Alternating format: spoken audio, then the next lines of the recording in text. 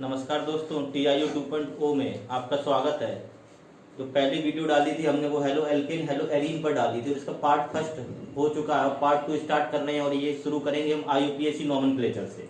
कुछ IUPAC आपको दिए थे और उनके कमेंट भी आए हैं, तो उन्हीं को हम सॉल्व करेंगे और उनकी प्रॉब्लम को सॉल्व करेंगे। जो पहला IUPAC है, कुछ इंटेक क्वेश्चन है।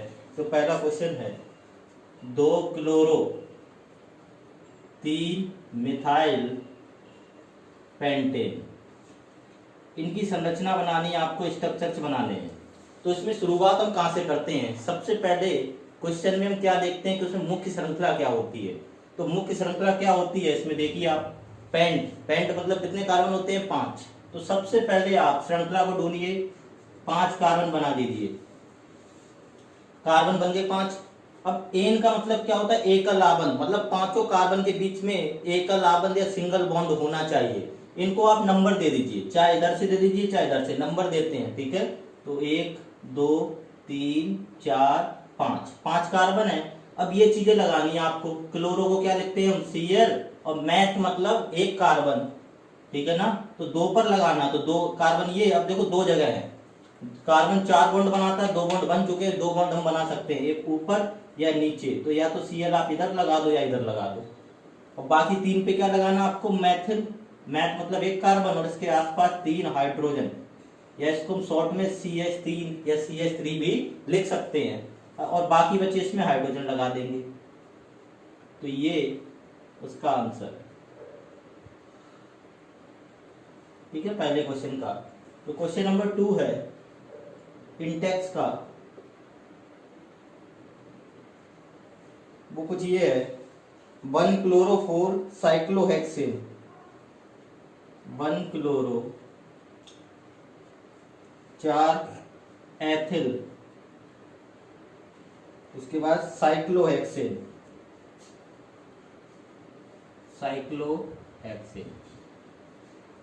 अच्छा, इसमें देखिए मुख्य श्रृंखला कौन सी है आपको? ये वाली।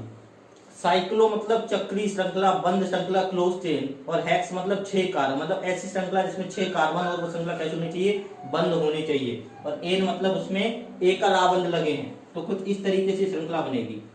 आपको 6 कोनों वाली श्रृंखला बनानी है।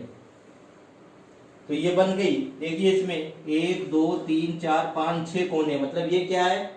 हेक्सेन। और साइक्लो मतलब चक्रीय। यहां से अगर नंबरिंग करते हैं 1 2 3 4, तो 1 पर क्या लगाना है? क्लोरो, तो क्लोरो का Cl, और 4 पे क्या लगाना है? एथिल। अच्छा, एथ मतलब क्या होता है? 2 कार्बन, और 2 कार्बन के यहाँ 3 हाइड्रोजन आएंगे इसकी वैलेंसी पूरी करने के लिए, और 2 हाइड्रोजन यहाँ आएंगे। तो ये इसका आंसर है। तो तीसरा क्वेश्चन है आपका, वो है 4 तृतीयक ब्यूटिल 3 आइडोहेप्टेन, ठीक है। 4 तृतीयक ब्यूटिल 3 आइडोहेप्टेन। तो इसका हम सीधा आंसर करते हैं। 4 तृतीयक ब्यूटिल 3 आइडोहेप्टेन। हेप्ट मतलब कितने कार्बन होते हैं? 7। तो हम 7 कार्बन बना लेते हैं। सबसे पहले नंबर दे देते हैं 1 2 3 4 5 6 और 7, ठीक है। इस पे क्या करना है? 4 पे तृतीयक ब्यूटिल और 3 पे आइडो। तो 3 पे आइडो मतलब I, और 4 पे तृतीयक ब्यूटिल। तृतीयक ब्यूटिल मतलब क्या होगा? एक कार्बन 3 कार्बन से घिरा होगा, और उस पूरी श्रृंखला में कितने होने चाहिए? 4 कार्बन। तो इस कार्बन को हम 1 2 और 3 से घेर दिया, और टोटल इसमें देखिए आप कितने कार्बन है? 4 ही कार्बन है। ये आयोडीन हम इधर लगा दे रहे हैं, और बाकी यहाँ 3 हाइड्रोजन, 1 हाइड्रोजन यहाँ।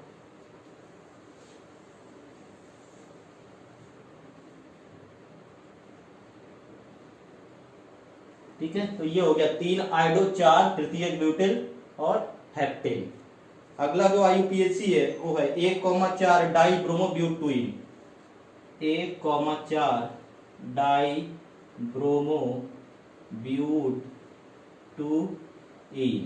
तो मुख्य श्रृंखला क्या है? ब्यूट। ब्यूट मतलब कितने कार्बन? 4 कार्बन। अब देखिए इसमें कोई क्रियात्मक समूह नहीं है, तो हम किसको अधिक महत्वता देंगे? ईन को। ईन किस कार्बन के बाद लगाना? नंबर दे दिए 1 2 3 4, दूसरे के बाद। तो ईन मतलब डबल बॉन्ड द्विआबंध, तो वो हमने लगा दिया। और एक पर क्या लगाना है? ब्रोमो, और एक कहाँ लगाना है? 4 पे ब्रोमो। बाकी बचे आप हाइड्रोजन लगा दीजिए। यहाँ देखिए 1 2 3 बंद हुए मतलब एक और हाइड्रोजन लगेगा, नंबर हटा देते हैं। यहाँ देखिए 1 2 3 मतलब एक ही हाइड्रोजन, यहाँ मत लगा देना, कार्बन 5 बॉन्ड नहीं बना सकता। तो ये हो गया, ठीक है। तो आखिरी क्वेश्चन है वो है आपका 1 ब्रोमो 4 द्वितीयक ब्यूटिल 2 मेथिल बेंजीन। यहाँ जो मुख्य श्रृंखला आ रही है वो आ रही है बेंजीन वाली, तो हम वही बनाते हैं। बेंजीन मतलब क्या होता है, जिसमें एकांतर एकलावन और द्विआवन पाए जाते हैं, ठीक है। तो बेंजीन में 1 पर क्या लगाना आपको, ब्रोमो, ब्रोमो मतलब Br, और 4 पे क्या लगाना, द्वितीयक ब्यूटिल, मतलब एक कार्बन जो कैसा हो 2 डिग्री, और टोटल उसमें कितने चाहिए 4 कार्बन, तो ये हो गया द्वितीयक ब्यूटिल। और एक और चीज लगानी इसमें, 2 पे क्या लगाना, मैथिल। तो ये आपके सारे IUPAC हो गए, ठीक है। आगे हम स्टार्ट करेंगे, जो टॉपिक है वो है CX आवन की प्रकृति, मतलब कि बॉन्ड नेचर बताएंगे कार्बन और हाइड्रोजन का, कि वो कैसा नेचर का होता है और उसमें कौन से फोर्स लगती है या कौन सा उसमें बल लगता है, ठीक है। CX आवन की प्रकृति बताएंगे हम, कार्बन हाइड्रोजन बॉन्ड नेचर, ठीक है। कार्बन हाइड्रोजन बॉन्ड नेचर बताएंगे। तो होता क्या है, कार्बन और हाइड्रोजन, आपको पता होगा जो हाइड्रोजन परिवार के तत्व होते हैं वो सबसे ज्यादा विद्युत ऋणात्मक तत्व होते हैं, मतलब मोस्ट इलेक्ट्रोनेगेटिव एलिमेंट होते हैं। इलेक्ट्रोनेगेटिव का मतलब क्या होता है, या विद्युत ऋणात्मक का मतलब क्या होता है, किसी चीज को अपनी ओर आकर्षित करना, मतलब कोई भी चीज किसी को अपनी ओर आकर्षित कर ले तो उसी को हम विद्युत ऋणात्मकता या इलेक्ट्रोनेगेटिविटी कहते हैं। अच्छा, करती कैसे है, इसमें क्या होता है, जो अधातु होते हैं वो मोस्ट इलेक्ट्रोनेगेटिव होते हैं, मतलब जिनके बाहरी कक्ष में ज्यादा इलेक्ट्रॉन हो, और जो हाइड्रोजन होते हैं उनके बाहरी कक्ष में 7 इलेक्ट्रॉन होते हैं, तो वो सबसे ज्यादा इलेक्ट्रोनेगेटिव माने जाते हैं। इसमें क्या होता है, CX आबंध में कार्बन हाइड्रोजन 2 तरीके के बॉन्ड पाए जाते हैं। तो इसमें होता क्या है, ये ध्रुवित हो जाते हैं, इस हाइड्रोजन के कारण ये पूरा बॉन्ड ध्रुवित हो जाता है, जिसके कारण हाइड्रोजन कार्बन के इलेक्ट्रॉन को अपनी ओर आकर्षित कर लेता है, इस पे पार्शियल नेगेटिव और इस पे पार्शियल पॉजिटिव, मतलब कि धन आवेशित कार्बन हो जाता है और ऋण आवेशित हाइड्रोजन हो जाता है, ठीक है। और इसी को हम विद्युत ऋणात्मकता या इलेक्ट्रोनेगेटिविटी कहते हैं। अब देखते क्या हम कि ऊपर से नीचे आने पर क्या होता है कि आबंध की जो बंध लंबाई होती है वो क्या होती है, बढ़ती है, और आबंध लंबाई बढ़ेगी मतलब उनका आकार भी बढ़ेगा। तो इसमें जो क्रम होता है उसका, सबसे पहले CF सबसे छोटा होता है, उसके बाद क्या आ जाएगा CCl, उसके बाद CBr, और सबसे बड़ा होता है CI। मतलब जो आयोडीन होता है वो आकार में सबसे बड़ा, और जो फ्लोरीन होता है वो आकार में सबसे छोटा होता है, ठीक है। और जो आकार का क्रम होता है एकदम उसका विपरीत अपोजिट क्रम होगा आपका आयनन ऊर्जा या आयनन इंथैल्पी या आयनन विभव बोल सकते हैं हम, आयनाइजेशन एनर्जी, पोटेंशियल, ये चीजें हम बोल सकते हैं, एकदम अपोजिट होगा। जिसका आकार जितना बड़ा होगा उस पर आयनन ऊर्जा उतनी ही कम लगेगी, और जिसका आकार जितना छोटा होगा उस पर आयनन ऊर्जा उतनी ही ज्यादा लगेगी। तो वो क्रम, ये तो क्रम है किसका, साइज का, मतलब कि आकार का। और हम आयनाइजेशन एनर्जी का क्रम लिखें तो एकदम अपोजिट हो जाएगा, मतलब सबसे कम किस पे लगेगी, CI पे, उसके बाद CBr, उसके बाद CCl, और उसके बाद CF। मतलब जो फ्लोरीन होता है वो सबसे छोटे आकार का होता है और उसके बंध को तोड़ने के लिए आयनन ऊर्जा ज्यादा लगेगी, ठीक है। इसके बाद जो क्रम होगा हमारा, जिसके लिए हम कहते हैं द्विध्रुव आघूर्ण, मतलब डाइपोल मूवमेंट, द्विध्रुव आघूर्ण को म्यू से दर्शाते हैं। और डाइपोल मूवमेंट भी बिल्कुल इसी क्रम का होगा कि वो ऊपर से नीचे आने पर क्या होता है, घटता है, ठीक है ना। ऊपर से नीचे आने पर क्या होगा, वो घटेगा, मतलब जो क्रम इसका है वही क्रम डाइपोल मूवमेंट का भी होगा। आगे हम पढ़ेंगे एल्किल हैलाइड बनाने की विधियां, या एल्किल हैलाइड बनाने का विरचन बोल सकते हैं, या method of preparation of alkyl halide. Alkyl halide को शॉर्ट फॉर्म में हम RX से दर्शाते हैं। सबसे पहले हम बनाएंगे एल्कोहल। एल्कोहल आप जानते होंगे दारू, क्योंकि तो पीते उसका सूत्र होता है एल्कोहल, C2H5 वो है। तो दारू से हम एल्किल हैलाइड बनाएंगे, ऐसा समझ लीजिए। तो एल्किल हैलाइड बनानी है, देखिए इसमें एल्किल हैलाइड के लिए एक उत्प्रेरक का इस्तेमाल होगा, एक रिएजेंट का इस्तेमाल होगा। रिएजेंट को आप उत्प्रेरक बोल सकते हैं, और इसका नाम होता है ल्यूकास रिएजेंट। और ल्यूकास रिएजेंट का फॉर्मूला होता है, वो होता है ल्यूकास का कंसंट्रेट HCl प्लस ZnCl2। और ये ZnCl2 कैसा होता है, एनहाइड्रस। इनके मिश्रण से एक रिएजेंट बनता है ल्यूकास रिएजेंट। अच्छा, इसका काम क्या है? इसका काम होता है एल्कोहल का परीक्षण करने के लिए, एल्कोहल बनाने के लिए। और एल्कोहल 3 प्रकार के होंगे, 1 डिग्री, 2 डिग्री और 3 डिग्री, मतलब प्राथमिक एल्कोहल, द्वितीयक एल्कोहल और तृतीयक एल्कोहल। और इसमें क्या होता है, जो तृतीयक एल्कोहल होते हैं वो सबसे जल्दी क्रिया करते हैं, मतलब वो कमरे के ताप पर तुरंत क्रिया कर जाएंगे। और जो द्वितीयक एल्कोहल होते हैं वो 5 से 10 मिनट लेते हैं। और 1 डिग्री एल्कोहल होते हैं उनका पता नहीं क्रिया करेंगे या नहीं करेंगे या कब करेंगे। ठीक है, तो सबसे पहले हम ल्यूकास रिएजेंट का इस्तेमाल करेंगे और सब इनके कुछ उत्प्रेरक होंगे। ल्यूकास रिएजेंट का कर सकते हैं हम PCl3 फॉस्फोरस ट्राइक्लोराइड का कर सकते हैं, PCl5 phosphorus pentachloride, thionyl chloride का भी इस्तेमाल कर सकते हैं, SOCl2 और लाल फास्फोरस का भी इस्तेमाल कर सकते हैं। इन सब से हम एल्कोहल से एल्किल हैलाइड बना सकते हैं। काफी अच्छी विधियां, आइए देखते हैं। तो सबसे पहले हम ROH, R मतलब कोई भी एल्किल, कितने भी कार्बन ले सकते हैं, इसलिए हम R ले लेते हैं। इसका हम जो इस्तेमाल करते हैं सबसे पहले ल्यूकास रिएजेंट। ल्यूकास में HCl और ZnCl2। अच्छा, एक चीज आप याद रखना, जो हम तीर के ऊपर लिख रहे हैं ना वो उत्प्रेरक है, और उत्प्रेरक क्रिया में भाग नहीं लेता। क्रिया में भाग नहीं लेता, आप समझ रहे हैं? जैसे हम गैस में खाना है तो गैस भाग नहीं ले रही, बस वो उसको क्या कर रही, गर्म करने का, मतलब ये क्रिया की गति को धीमा करेगा या बढ़ाएगा, इसी को उत्प्रेरक कहते हैं। तो यहाँ पे देखिए बॉन्ड कैसे टूटते हैं। अब आपको पता है इन दोनों में लड़ाई होनी है HCl में, और मजबूत कौन है? क्लोरीन, क्योंकि ये विद्युत ऋणात्मक है तो हाइड्रोजन का इलेक्ट्रॉन खींच लेगा, और जब इलेक्ट्रॉन खींच लेगा तो इस पर पार्शियल नेगेटिव और इस पर पॉजिटिव आ जाएगा। और यहाँ पे ये बॉन्ड कैसे टूटेगा? माइनस और प्लस का। आपको क्या करना है?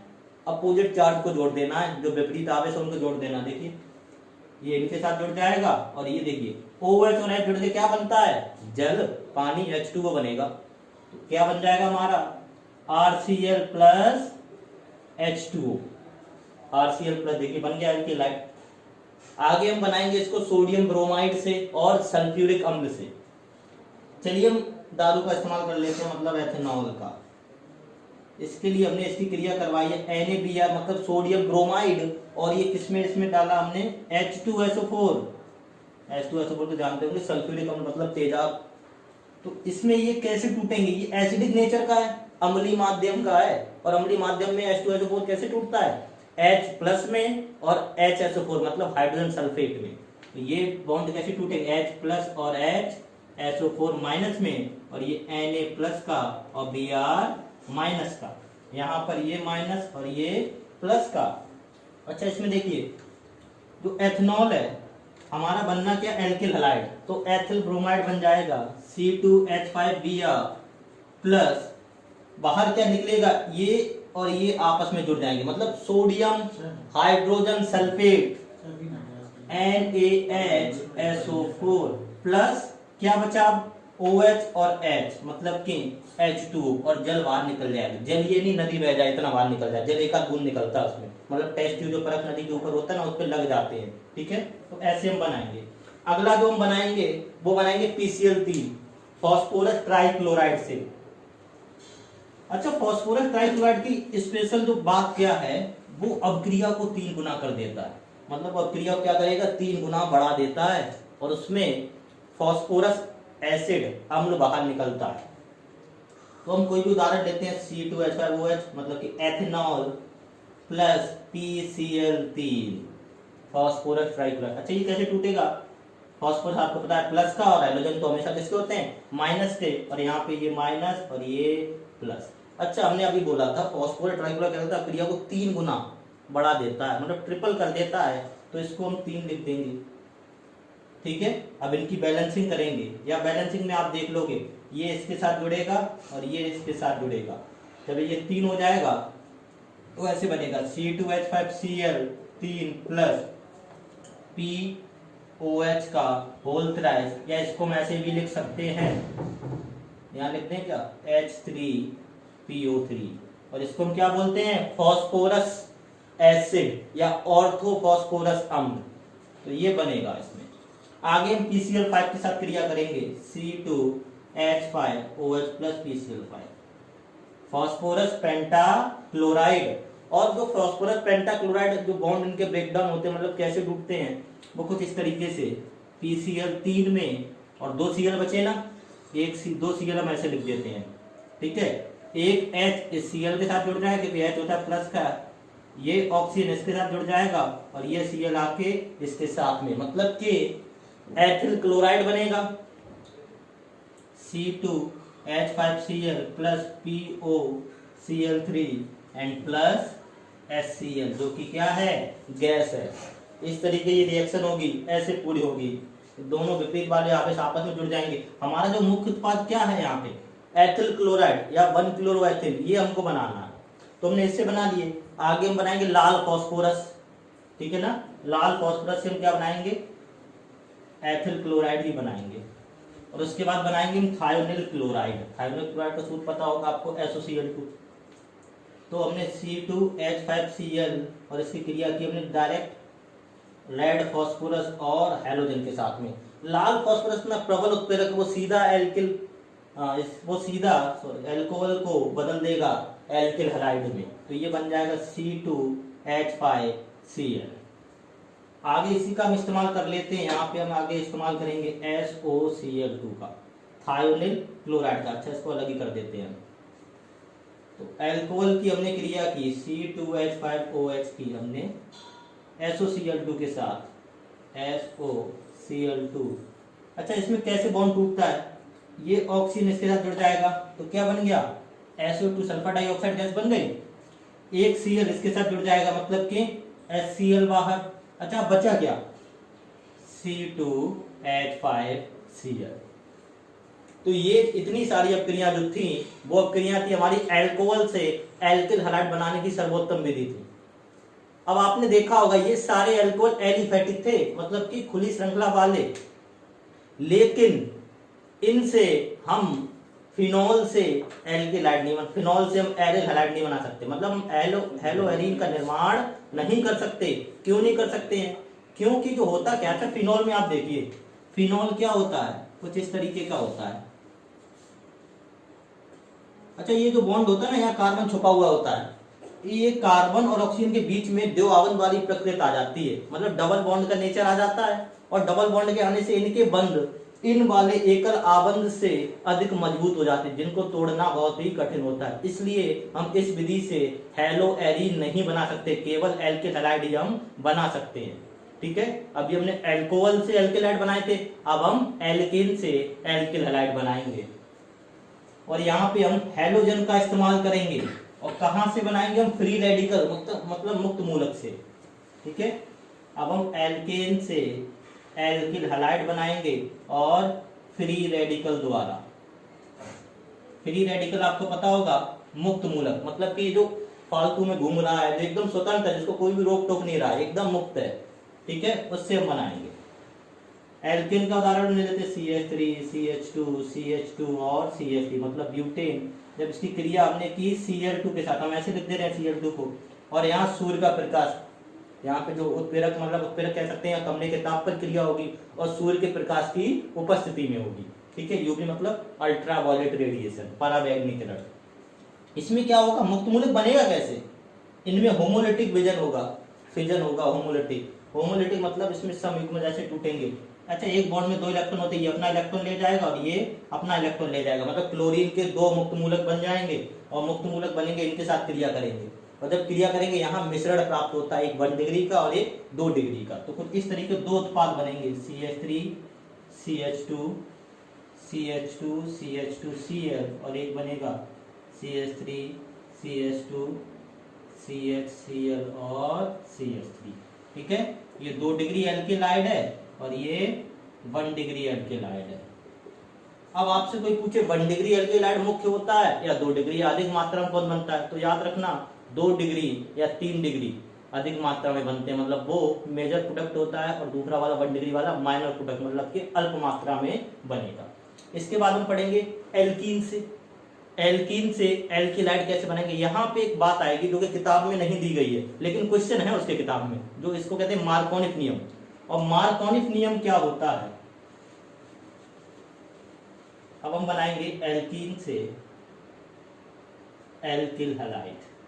ठीक है, और यहां इस्तेमाल करेंगे हम HX, मतलब हाइड्रोजन हैलाइड, HX मतलब HCl, HBr, हाइड्रोजन हैलाइड का, और हाइड्रोजन हैलाइड में हमेशा मार्कोनिक नियम या प्रत मार्कोनिक नियम लगता है। अच्छा, आपको कैसे पहचानना कि किसमें मार्कोनिक नियम लगाना और किसमें प्रत मार्कोनिक नियम, ये बताते हैं हम आपको। उदाहरण लेते हैं हम CH3CH डबल बॉन्ड CH2।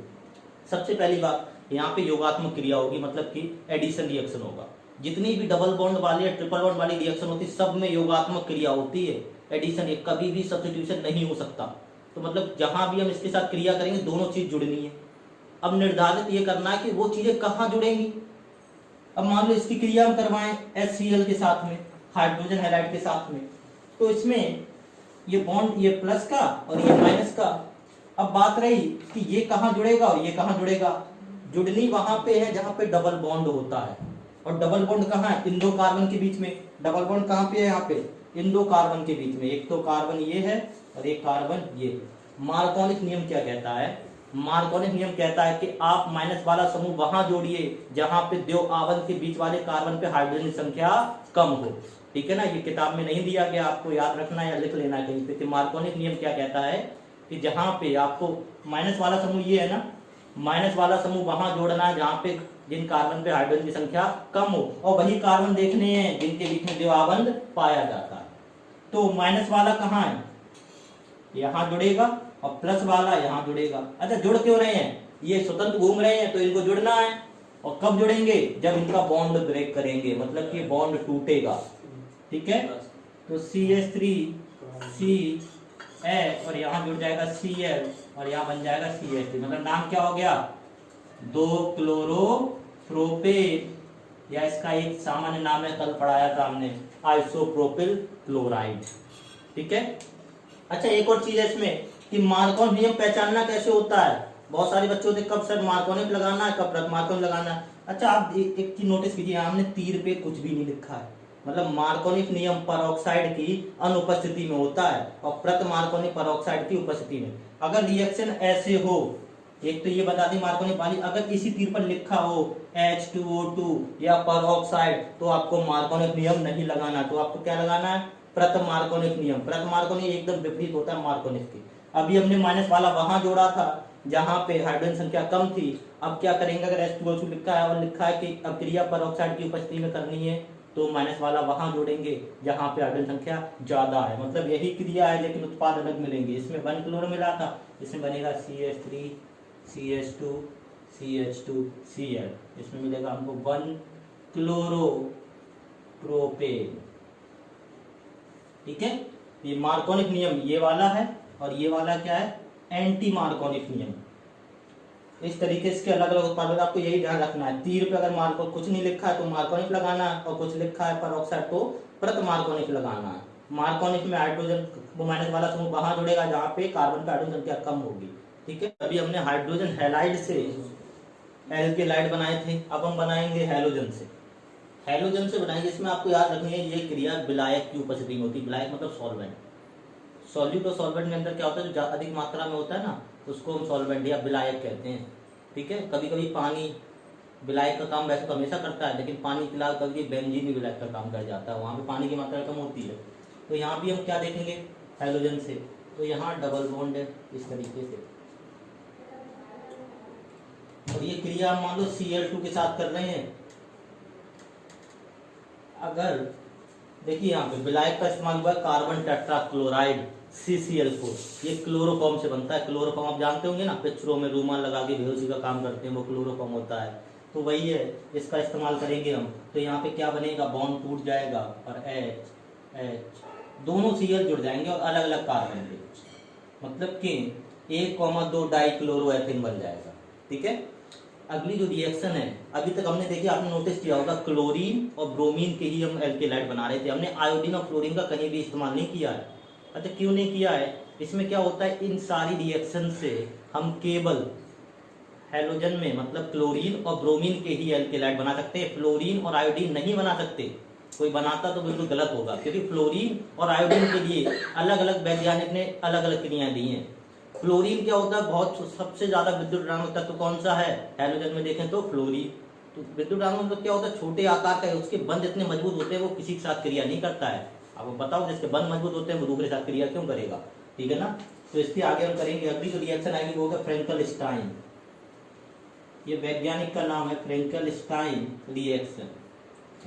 इन्होंने आयोडीन बनाने के लिए, I for iodide, I to मतलब आयोडीन, आयोडीन बनाने के लिए जो क्रिया दी सोडियम आयोडाइड के साथ में, इनकी जो फ्रैंकलस्टाइन रिएक्शन क्या थी कि जब भी हम, अच्छा पहली बात ये क्रिया जो होती है वो हैलोजन एक्सचेंज क्रिया होती है। एक्सचेंज मतलब विनिमय, ठीक है ना। आप डायरेक्ट आयोडीन नहीं बना सकते हैं, हम यहाँ पे एक हैलोजन से दूसरे हैलोजन को रिप्लेस करेंगे या एक्सचेंज करेंगे, तो इसलिए इसको हैलोजन एक्सचेंज या हैलोजन विनिमय क्रिया कहा जाता है। तो पहले हमको क्या करेंगे, इसमें हम एल्किल हैलाइड से एल्किल आयोडाइड बनाएंगे। यहाँ पे हम क्लोरीन या ब्रोमीन ले सकते हैं, यहाँ केवल हम आयोडीन ही बना सकते हैं। तो हम बनाते हैं, हमने मान लो मैथिल क्लोराइड ले लिया, इसकी क्रिया हम सोडियम आयोडाइड और एसीटोन की उपस्थिति में करेंगे, ठीक है। तो क्या बनेगा, आप प्लस माइनस, ये माइनस का होता है धातु हमेशा प्लस की, और क्लोरीन माइनस का, एल्किल समूह प्लस का, प्लस माइनस बदल दीजिए तो ये CH3I और NaCl मतलब नमक बन गया। तो CH3I प्लस NaCl, तो ये हमको बनाना था आयोडाइड, तो वो बन गया, ठीक है। मैथिल आयोडाइड बना है और सोडियम क्लोराइड बना है। तो यही फ्रैंकलस्टाइन अपक्रिया जो कि हैलोजन एक्सचेंज अपक्रिया होती है। अगली जो हम पढ़ेंगे वो है स्वार्ट्ज अपक्रिया। स्वार्ट्ज अपक्रिया होती है फ्लोरीन बनाने के लिए, और इसमें हम AgF या कोबाल्ट डाइफ्लोराइड का इस्तेमाल करेंगे। फ्लोरीन बनाने के लिए ये सबसे सर्वोत्तम विधि है, जिसमें हम सिल्वर का इस्तेमाल करते हैं धातु का, और फ्लोरीन बनाते हैं। वो भी एक हैलोजन एक्सचेंज अपक्रिया है, जिसमें हम हैलोजन द्वारा फ्लोरीन का हैलोजन बनाएंगे या फ्लोरीन का एल्किल हैलाइड बनाएंगे, जिसको स्वार्ट्ज अपक्रिया कहते हैं। स्वार्ट्ज वैज्ञानिक ने सिल्वर धातु का इस्तेमाल किया, कोबाल्ट का भी इस्तेमाल किया, मरकरी का भी इस्तेमाल किया। तो इसमें हम उदाहरण में देते हैं CH3CH2Cl plus AgF silver fluoride. तो यहाँ पे ये माइनस का, ये प्लस का, ये माइनस का, ये प्लस का, देखिए प्लस माइनस जोड़ दीजिए बस, प्लस इसमें माइनस इसमें, तो बन जाएगा CH3CH2F प्लस AgCl। मतलब ये क्या है, एथिल फ्लोराइड या 1-फ्लोरो एथिल। तो इससे हमने फ्लोरीन भी बना लिए और आयोडीन भी बना लिए, और क्लोरो और ब्रोमो वाले और भी हमने बना लिए। तो सारे एल्किल हैलाइड हो गए हैं। आगे जो अगला टॉपिक है वो हम पढ़ेंगे हेलो एरीन बनाने की विधियां, ठीक है। तो अभी तक हम एल्किल हैलाइड बना रहे थे, हम एरिल हैलाइड बनाएंगे। एरिल मतलब एरोमेटिक, एरोमेटिक मतलब वन श्रृंखला बिल्कुल भी नहीं है, उसका मतलब हमने बताए थे, वो वैसे ही पढ़ना आपको। तो हेलो एरीन बनाएंगे। हेलो एरीन में जो सबसे पहली रिएक्शन होगी वो इलेक्ट्रोफिलिक सब्स्टिट्यूशन रिएक्शन होगी, मतलब इलेक्ट्रॉन रागी प्रतिस्थापन अपक्रिया। इसमें हम क्या करेंगे, हेलो एरीन को हम हैलोजन द्वारा सबसे पहले क्रिया करेंगे। अच्छा, ये क्रिया होगी वो मेटल धातु की उपस्थिति में होगी, जो एक कैटलिस्ट का काम करेगी। कैटलिस्ट मतलब उत्प्रेरक, और यहाँ उत्प्रेरक हम आयरन ले सकते हैं, ठीक है ना। और ये क्रिया, एक और चीज याद रखनी है आपको, अंधेरे में होती है। सूर्य का प्रकाश मिल गया तो ये क्रिया संभव नहीं होगी, ठीक है। तो हम करते हैं यहाँ पे, ये हमने क्या लिया है, इसका नाम क्या है, टाउलिन, ठीक है। बेंजीन के ऊपर मैथिल लगाओ तो उसको हम बोलते हैं टाउलिन। और जब हमने टाउलिन में हैलोजनेशन, हैलोजनीकरण करवाया, यहाँ अंधेरे में होगी ये क्रिया। अंधेरे में हम उत्प्रेरक का इस्तेमाल करते हैं, तो हमने आयरन का इस्तेमाल किया। अच्छा, आयरन का इस्तेमाल करूं, अब एक चीज दिमाग लगाने वाली बात है यहाँ पे कि Cl कहाँ जुड़ेगा, दो जगह है, या तो यहाँ पे मतलब बेंजीन के डायरेक्ट नाभिक पे यहाँ हाइड्रोजन होंगे, या है यहाँ पे। तो आपको ये रिएक्शन याद रखनी, बहुत लोग गलतियां कर जाते हैं कि जब भी अपक्रिया अंधेरे में हो और धातु का इस्तेमाल किया गया हो, आप यहाँ पे जो प्रतिस्थापन अपक्रिया होगी, ये क्रिया प्रतिस्थापन वाली है। हाइड्रोजन कहाँ से निकलेगा, हमेशा बेंजीन के नाभिक से। तो यहाँ से हाइड्रोजन निकलेगा और Cl जाके यहाँ जुड़ेगा, और जब भी यहाँ पे सूर्य का प्रकाश का इस्तेमाल किया है तो हाइड्रोजन यहाँ से निकलेगा, और ये दो मिश्रण देगा हमको ऑर्थो और पैरा वाले। तो इसमें इस तरीके से बनेगा CH3 एक Cl प्लस CH3 और Cl। इसको क्या बोलेंगे हम, ऑर्थो क्लोरो टाउलिन। इसको हम क्या बोलेंगे, पैरा क्लोरो टाउलिन। पैरा वाला हमेशा मुख्य होता है, मेजर प्रोडक्ट होता है, अधिक मात्रा में बनता है, मोर स्टेबल होता है, ठीक है, अधिक स्थायी होता है। इसलिए हम आगे अगर हमको रिएक्शन करना होगा तो हम पैरा वाले के साथ करेंगे, ठीक है। आयोडीन बनाने के लिए हम HNO3 या हाइड्रोजन या कह सकते हैं आयोडोनिक इस्तेमाल करते हैं HiO3 के साथ में। अगली जो रिएक्शन है वो बहुत इंपॉर्टेंट रिएक्शन है और आ भी चुकी है, 5 नंबर में भी आई है, लास्ट ईयर भी आई थी, 2015 में भी आई थी और उससे भी पहले आई थी, और कई तरीके से आती है, घुमा फिर के आती है सारी।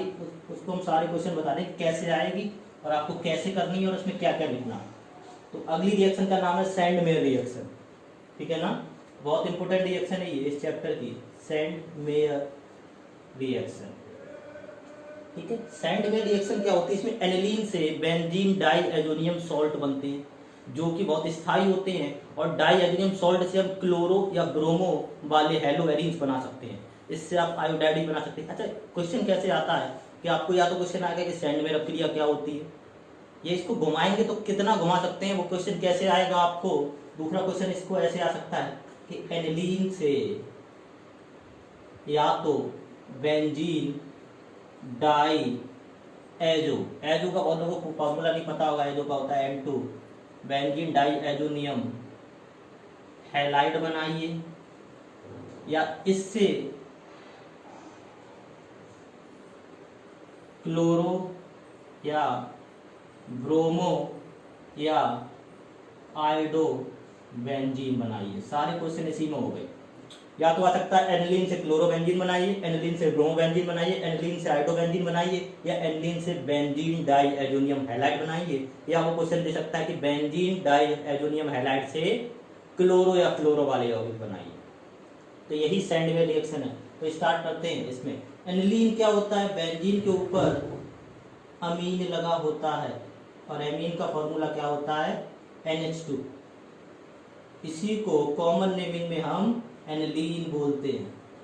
और इसमें हम इस्तेमाल करेंगे हम सोडियम नाइट्राइट का, जिसका फॉर्मूला होता है NaNO2, और HX का, हाइड्रोजन हैलाइड का। अच्छा, ये कैसे टूटेगा अब ये देखिए, बहुत लोग इसको तोड़ नहीं पाते हैं। यहाँ आप O2 को हम इस तरीके लिख देते हैं 2 बार, NO2 ही है, ठीक है। तो यहाँ पे ये H2, एक H2 इसके साथ जुड़ जाएगा, ये इसके साथ जुड़ जाएगा, इसमें ये आपस में जुड़ जाएंगे, और ये N2 और X यहाँ पे जुड़ जाएगा, मतलब इस तरीके से बन जाएगा। देखिए, एक नाइट्रोजन पहले से है, ये H2 इस ऑक्सीजन साथ बाहर निकल गया, मतलब क्या बाहर निकल गया H2O, ठीक है। उसके बाद में मान लो ये H2O बाहर निकल गया इतना, उसके बाद में क्या होगा, ये Na, ये Na और इसका ऑक्सीजन और इसके साथ जुड़ गया, मतलब क्या बन गया NaOH, NaOH, मतलब कि इतनी चीज भी बाहर हो गई, Na और O। अब बचा क्या N2X, तो यही बनेगा यहाँ पे N2X plus H2O plus NaOH। तो इस तरीके रिएक्शन को आपको समझना है, NaNO2 प्लस इस तरीके बनेगा। अभी भी रिएक्शन पूर्ण नहीं हुई है, अभी हमने क्या बनाई है बेंजीन डाइएल्यूमिनियम क्लोराइड। आगे इसकी हम जो क्रिया करेंगे, अच्छा आगे हम किसका इस्तेमाल करते हैं, हम आगे इस्तेमाल करते हैं क्यूप्रस क्लोराइड। और क्यूप्रस और क्यूप्रिक में आपको फर्क पता होना चाहिए, क्वेश्चन एग्जामिनर या और लोग भी पूछते हैं क्यूप्रस और क्यूप्रिक का फॉर्मूला क्या होता है। तो क्यूप्रिक होता है ना, उसका होता है +2, और जो क्यूप्रस होता है उसकी ऑक्सीजन होता है +1, मतलब Cu+। तो हम इस्तेमाल करेंगे Cu2X2 का, X में हम क्लोरीन भी ले सकते हैं और ब्रोमीन भी ले सकते हैं, आयोडीन नहीं ले सकते, ना ही क्लोरीन ले सकते हैं। तो यहाँ इसके साथ करोगे तो नाइट्रोजन गैस है ना, नाइट्रोजन गैस बाहर निकल जाएगी और हाइड्रोजन वहां का वहीं लगा रहेगा, मतलब कि इस तरीके का बन जाएगा, और प्लस N। अच्छा, बात रही आयोडीन का कैसे बनाओगे, तो आयोडीन के लिए आपको स्पेशल रिएजेंट इस्तेमाल करना पड़ेगा, जिसको हम बोलते हैं Ki, potassium iodide. Potassium iodide रंगहीन होता है, इसका इस्तेमाल जैसे करोगे विलयन पीले कलर का हो जाएगा, ठीक है ना। तो इसका इस्तेमाल करो, KX बाहर निकल जाएगा और N2 गैस बाहर निकल जाएगी और आयोडीन आके यहाँ पे लग जाएगा, मतलब कि आयोडोबेंजीन बन जाएगा, I plus N2 plus KX। तो यही सैंडमेयर रिएक्शन है। इसमें क्या होता है, एनिलीन से डाइएजोनियम सॉल्ट बनते हैं, डाइएजोनियम सॉल्ट से हम क्लोरो, ब्रोमो या आयोडोबेंजीन बना सकते हैं। आयोडो के लिए हमको Ki का इस्तेमाल करना पड़ेगा, और क्लोरो ब्रोमो के लिए हमको क्यूप्रस का इस्तेमाल कर सकते हैं, क्यूप्रस हैलाइड का, क्यूप्रस क्लोराइड का या क्यूप्रस ब्रोमाइड का इस्तेमाल कर सकते हैं। तो ऐसे हम सैंडमेयर रिएक्शन कैसे आ सकती है, इतने तरीकों से आ सकती है। ठीक है, तो ये रिएक्शन थी। आगे हम पढ़ेंगे इनकी फिजिकल प्रॉपर्टी। तो फिजिकल प्रॉपर्टी मतलब फिजिकल क्या होता है? फिजिकल मतलब भौतिक गुण। अच्छा, हमारे भौतिक गुण क्या है कि हम भौतिक गुण में क्या बता सकते हैं? जो चीजें हम ऊपर से बता, जैसे हमारे बाल काले, ठीक है ना, चेहरे का रंग बता सकते हैं, ये मार्कर है, मान लो ये सफेद है, काला, तो ये भौतिक गुण है। और भौतिक गुण में हम क्या बता सकते हैं? गंध, गंध कैसी आ रही है, तो भैया केमिकल में हम क्या क्या चीजें बता सकते हैं? अच्छा, कोई केमिकल मान लो हमने देखा हो, पानी देखा है, पानी कैसा होता है? रंगीन होता है, तो वो उसका भौतिक गुण है, मतलब रंग।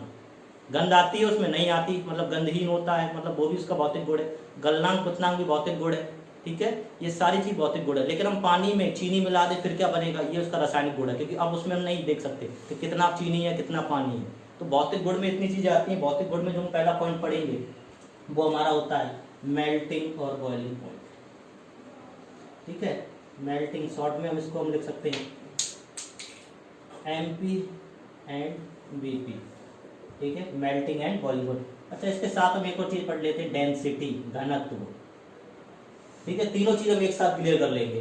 किताब में 2 पन्नों में दिया गया, हम शॉर्ट में इसको एक ही बार में क्लियर कर देंगे, सारे क्वेश्चन हो जाएंगे, ठीक है।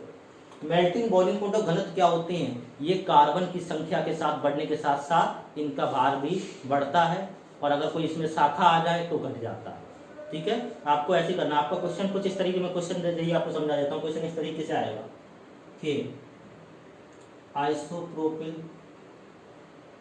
क्लोराइड कॉमा क्लोरोप्रोपेन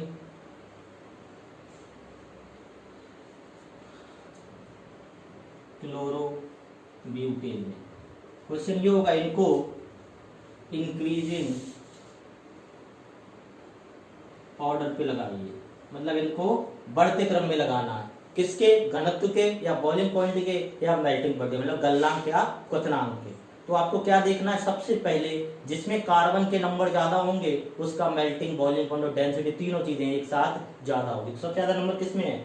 इसमें देखो प्रॉप है, इसमें भी प्रॉप है, मतलब 3 कार्बन, ब्यू मतलब 4 कार्बन, मतलब सबसे ज्यादा किसका इंक्रीजिंग में रखना है, मतलब कि सबसे छोटा पहले और सबसे बड़ा बाद में, मतलब कि सबसे ज्यादा कौन हो गया? क्लोरोब्यूटेन, सबसे ज्यादा इसका गलनांक उतना घनत्व हो जाएगा।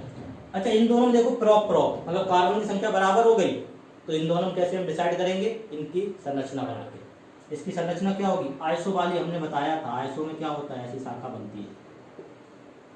तो ये क्या है? क्लोरोप्रोपेन, मतलब सीधी वाली है, नॉर्मल वाली। तो ये क्या है? क्लोरो, इसमें भी 3 कार्बन और Cl यहाँ लगा है, H और यहाँ भी H, मतलब ये N वाली शाखा है। और ये कौन सी है? आइसो वाली। अच्छा, इसमें देखो एक शाखा आ गई, क्लोरीन शाखा आ गई ना, इसमें कोई भी शाखा नहीं है, तो शाखा आ जाने से गलनांक क्वथनांक और घनत्व घट जाते हैं, ठीक है ना। तो सबसे कम किसका होगा इसमें? आइसोप्रोपिल का, उसके बाद क्लोरो का, मतलब ये सही क्रम से लगा है, इस तरीके से होगा, ठीक है। आंसर भी यही है। आपको क्या याद रखना है? सबसे ज्यादा किसका, सबसे कम होता है आइसो वाली का, उसके बाद होता है एन का, और सबसे ज्यादा होता है नियो, आइसो और एन, ठीक है। सबसे कम होगा नियो वाली का अगर कार्बन के नंबर, यहाँ की कंडीशन कब लगेगी?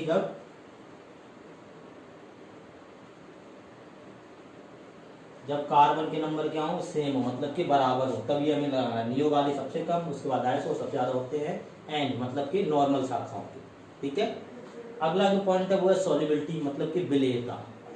तो ये चीजें जो होती हैं एल्केलाइड, ये रंगहीन होते हैं, ये पानी में अल्प विलेय होते हैं, लेकिन क्लोरीन बेंजीन में घुल जाते हैं, ठीक है ना। इनकी विलेयता में आपको हाइड्रोजन बॉन्ड देखने पड़ेंगे, जिसमें हाइड्रोजन बॉन्ड आ जाता है तो बहुत जल्दी घुल जाएंगे, और हाइड्रोजन बॉन्ड एक कमजोर बंध होता है, जिसको तोड़ने के लिए आपको 8 से 42 किलो जूल ऊर्जा चाहिए होती है, ठीक है ना। 8 से 42 किलो जूल उसमें ऊर्जा चाहिए होगी, ठीक है। अगला टॉपिक है जो हमारा है वो हम अगले लेक्चर में पढ़ेंगे, और वो टॉपिक है न्यूक्लियोफिलिक सब्स्टिट्यूशन रिएक्शन, ठीक है। न्यूक्लियोफिलिक में हम SN1 SN2 कवर करेंगे। SN1 SN2 मतलब कि एक आणविक प्रतिस्थापन क्रिया, 2 आणविक प्रतिस्थापन क्रिया, ठीक है। और इसके क्वेश्चन है वो आप इंटेक्स में पीछे से लगा लीजिए, जो भी क्वेश्चन 10.3 और 10.4 होंगे, और इंटेक्स में भी SN1 SN2 के क्वेश्चन हैं। धन्यवाद। वीडियो को लाइक करें, सब्सक्राइब करें, ठीक है, और इसको बेल आइकन को दबाना ना भूलें।